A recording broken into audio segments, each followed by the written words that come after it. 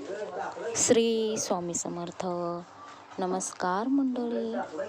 तुमच्या घरात पैशाची कमतरता भासते का? शुक्रवारी आवर्जून करा व्हिडिओत दिलेले उपाय. लक्ष्मी माता होईल प्रसन्न. शुक्रवारी हा देवीचा लक्ष्मी मातेचा वार आहे. ज्योतिषशास्त्रानुसार दर शुक्रवारी दिलेले उपाय केले असता घरात अन्नधान्याची उणीव भासणार नाही. तर मंडळी, ज्योतिषशास्त्रात आणि पौराणिक मान्यतेनुसार शुक्रवार हा दिवस धनलक्ष्मी आणि लक्ष्मी समृद्धीचा कारक मानल्या जाणाऱ्या शुक्र ग्रहांचा दिवस आहे.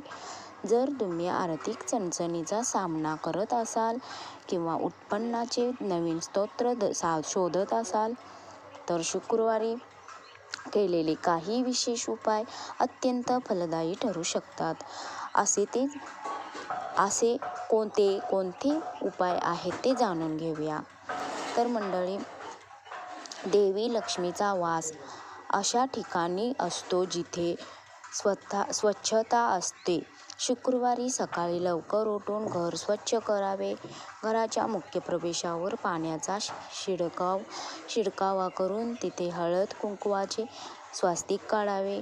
प्रवेशद्वारावर आंब्याच्या पानांचे तोरण लावणे अत्यंत शुभ मानले जाते.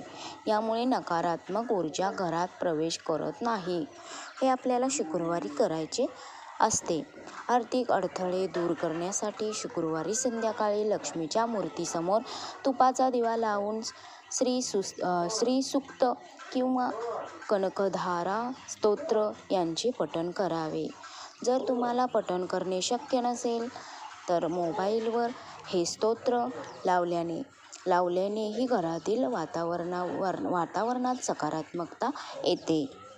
तर मंडळी, शुक्र ग्रह बलवान करण्यासाठी पांढऱ्या वस्तूंचे दान करणे श्रेष्ठ मानले जाते. शुक्रवारी गरजू व्यक्तींना दूध, दही, साखर, तांदूळ किंवा पांढरे कापड दान करावे. यामुळे कुंडलीतील शुक्र ग्रह शुभ फळ देऊ लागतो आणि भौतिक सुखामध्ये वाढ होते. तर मंडळी, देवी लक्ष्मीला पांढऱ्या रंगाच्या मिठाईचा किंवा दुधापासून बनवलेल्या पदार्थांचा नैवेद्य खूप प्रिय आहे. शुक्रवारी लक्ष्मीला साखर फुटाणे किंवा तांदळाच्या खिरीचा नैवेद्य अर्पण करावा. हा प्रसाद घरातील सर्व सदस्यांना दिल्याने घरात आनंदी वातावरण राहते. लक्ष्मीला कमळाचे फूल अत्यंत प्रिय आहे.